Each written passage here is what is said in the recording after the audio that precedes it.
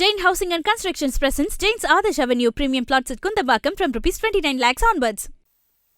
அனுமதிக்கப்பட்டவர்களுக்கு சிறப்பு சிகிச்சை அளிப்பதற்காக சேலம், நாமக்கல், மதுரை, திருச்சி, திண்டுக்கல், கோயம்புத்தூர், புதுக்கோட்டை ஆகிய இடங்களிலிருந்து 152 மருத்துவர்கள், செவிலியர்கள், மருத்துவ உதவியாளர் பணியிலே ஈடுபட்டார்கள்.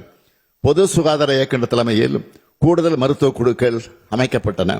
கரூர் மருத்துவமனையில் அனுமதிக்கப்பட்ட 700 படுக்கைகளோடு எந்த அவசர நிலையும் சமாளிக்க ஏதுவாக கூடுதலாக 400 படுக்கை வசதி ஏற்படுத்தப்பட்டுள்ளது. 24 மணி நேர அவசர சிகிச்சை மையம், சிடி ஸ்கேன் ஆய்வகங்கள் உள்ளன.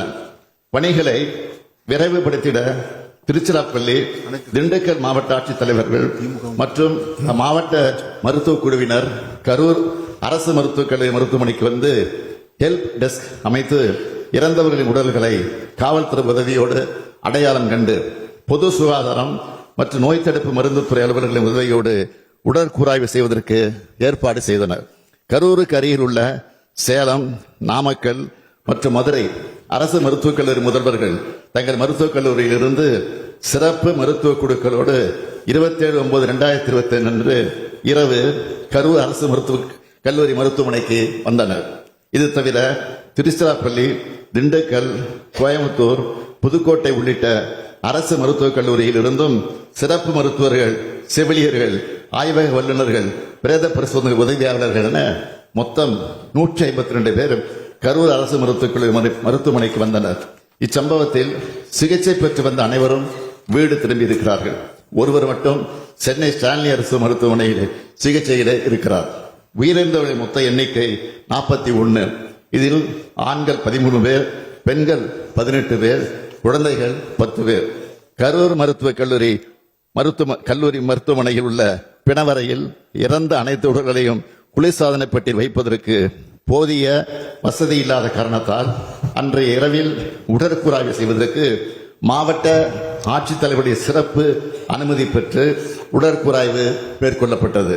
உடனடியாக உடற்கூராய்வு நடைமுறைகளை முடித்து பாதிக்கப்பட்ட துக்கத்தில் இருக்கக்கூடிய குடும்பங்களிடம் உடல்கள் ஒப்படைக்க வேண்டி கரூர் அரசு மருத்துவக் கல்லூரி தடவியல் துறை தலைவர் சங்கர் அவர்களுடைய தலைமையில் 24 மருத்துவர்கள் மற்றும் 16 உதவி பணியாளர்கள் அடங்கிய குழு அமைக்கப்பட்டு உடற்கூராய்வு செய்யப்பட்டது. 28/9/2025 அன்று அதிகாலை 1:45 மணிக்கு முதல் உடற்கூராய்வு துவங்கப்பட்டு 28/9/2025 அன்று மதியம் 1:10 மணி அளவில் 39வது உடற்கூராய்வு முடிவுற்றது. காவல்துறை உயர் அதிகாரிகள் தலைமையில் 200க்கும் மேற்பட்ட காவலர்கள் 27/9/2025 அன்று கரூர் அரசு மருத்துவக் கல்லூரி மருத்துவமனை வளாகத்தில் குழுமிய பெரும் கூட்டத்தினரை ஒழுங்குபடுத்தி எந்த ஒரு அசம்பாவிதம் ஏற்படாமல் கவனித்துக் கொண்டனர்.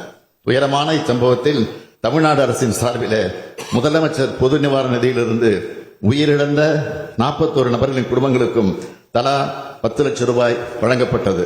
தீவிர காயமடைந்த 47 நபர்களுக்கு தலா 1 லட்சம் ரூபாயும், வெளிநோயாளிகளாக சிகிச்சை பெற்ற 55 நபர்களுக்கு தலா 50,000 ரூபாயும் என மொத்தம் 143 நபர்களுக்கு 4,84 லட்சம் ரூபாய் முதலமைச்சரின் பொது நிவாரணத்திலிருந்து வழங்கப்பட்டது.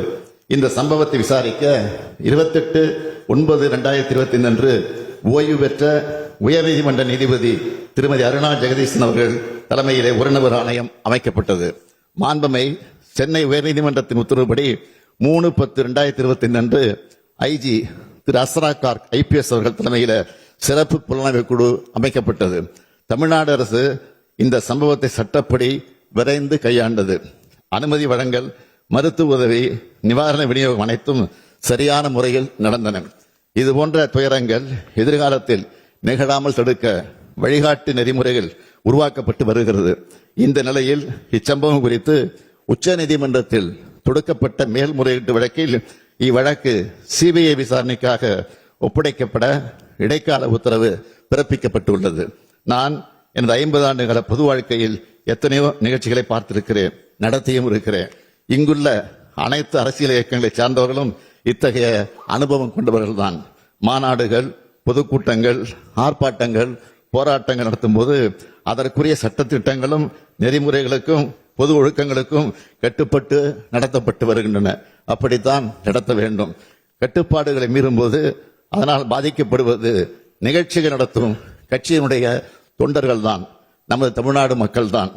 சமூக வலைத்தளங்களில் தேவையற்ற வதந்திகள் பரவிய போது அதற்கு முற்றுப்புள்ளி வைக்க வீடியோ மூலமாக எந்த அரசியல் கட்சி தலைவரும் தன் கட்சி தொண்டர்களும் அப்பாவி பொதுமக்களும் இறப்பதை விரும்ப மாட்டார்கள் என்றுதான் நான் குறிப்பிட்டேன்.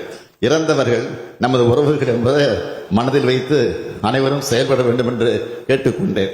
அது மட்டுமன்றி அரசின் உயர் அலுவலர்கள், காவல்துறையின் உயர் அலுவலர்கள் செய்தியாளர்களை சந்தித்து உண்மை நிலையை வீடியோக்களோடு ஆதாரத்தோடு தெளிவுபடுத்தினார்கள்.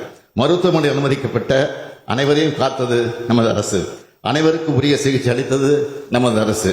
உச்சநீதிமன்றம் இந்த விவகாரத்தில் இடைக்கால உத்தரவு பிறப்பித்துள்ளது. இறுதி தீர்ப்பின் அடிப்படையில் அரசு செயல்படும் என்பதை உறுதியோடு நான் இங்கு சொல்லுகிறேன். அதே நேரத்தில் இது போன்ற துயர சம்பவங்கள் இனி நடக்கக்கூடாத இந்த உறுதியை அனைத்து அரசியல் இயக்கங்களும் பொது அமைப்புகளும் எடுக்க வேண்டும். அனைத்தையும் விட மக்களின் உயிரே முக்கியம். மக்களின் உயிரை விலை மதிப்பற்றது. இதை மனதில் வைத்து செயல்பட வேண்டும் என்று கேட்டு அமைகிறேன். வணக்கம்.